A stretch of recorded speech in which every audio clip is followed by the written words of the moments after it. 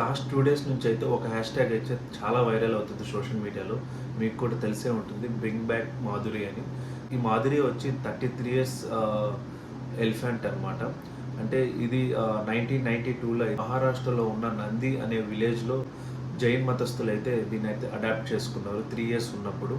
కాకపోతే ఇప్పుడు దీనికి 33 ఇయర్స్ ఏజ్ అనమాట. రీసెంట్గా పేటా అనే సంస్థ అయితే పిటిషన్ అయితే వేసింది హైకోర్టులో.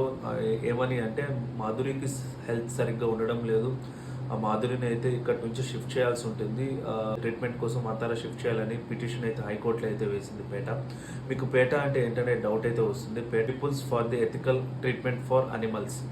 మాధురికి ట్రీట్మెంట్ అవసరం అని చెప్పని హైకోర్టులో అయితే పిటిషన్ అయితే వేసింది. సో అందుకు హైకోర్టు కూడా అంగీకరించి ట్రీట్మెంట్ అవసరం ఉందని చెప్పని మాధురిని అయితే వంతారాకి అయితే షిఫ్ట్ చేయమని అయితే చెప్పారు. కాకపోతే అక్కడ ఉన్న గ్రామస్తులు అయితే దీనికైతే ఒప్పుకోలేదు. సో గ్రామస్తులు అయితే సుప్రీంకోర్టుకి అయితే వెళ్ళారు. సో పేటా కూడా సుప్రీంకోర్టుకి అయితే వెళ్ళింది. సో ఫైనల్గా సుప్రీంకోర్టు కూడా మాధురికి అయితే కంపల్సరీ ట్రీట్మెంట్ అయితే అవసరం అయితే ఉంది, హెల్త్ అయితే సరిగ్గా లేదు, వంతారాకి అయితే షిఫ్ట్ చేయమని అయితే ఆర్డర్స్ అయితే ఇచ్చింది. ఏమీ చేయలేక గ్రామస్తులు అయితే మాధురిని అయితే వంతారాకి అయితే షిఫ్ట్ చేశారనమాట. ఆ షిఫ్ట్ చేసిన క్రమంలో అయితే గ్రామస్తులు చాలా ఎమోషనల్ అయ్యారు. ఆ గ్రామస్తులు ఎమోషనల్ అయింది చూసి మాధురి కూడా చాలా అంటే చాలా ఎమోషనల్ అయింది అనమాట. సో ట్రీట్మెంట్ అయిపోయాక మా రిటర్న్ అయితే ఇస్తారని అయితే మనం అయితే బిలీవ్ చేద్దాము. సో అదే జరగాలని ఆ దేవుడిని అయితే కోరుకుందాము.